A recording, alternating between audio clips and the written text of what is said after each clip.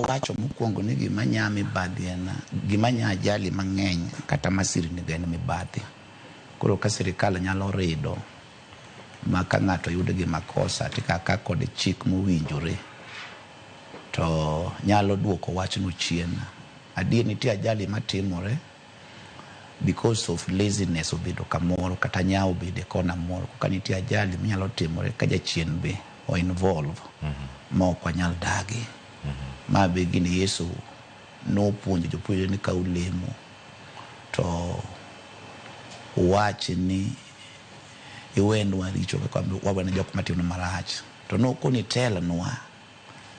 Koro that prayer be so much important ka nyalo kitore lamo Nyasaye mang'eny nyaka ne yore wa mondo ka nitie kama jachien nwang'e nafas keche ka jalo timo ka koro manotimore ma Kisumo ne jolune ga kod weche mang'eny mara ng'ama no dhi ywagi no kia obet kia nade weche aina go but mago to our belief to onge kuonde ga ahinya.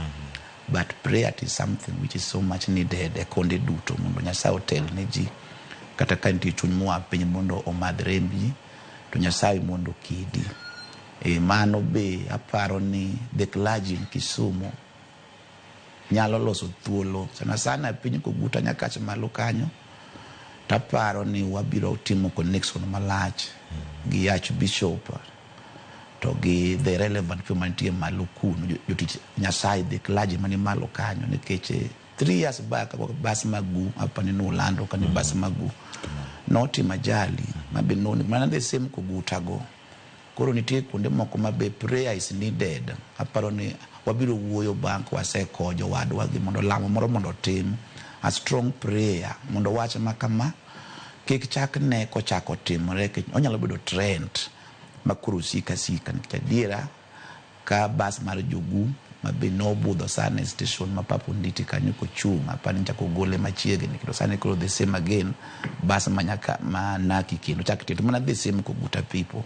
Kontie konde moko mabe ka jodoko musjikone now we need God.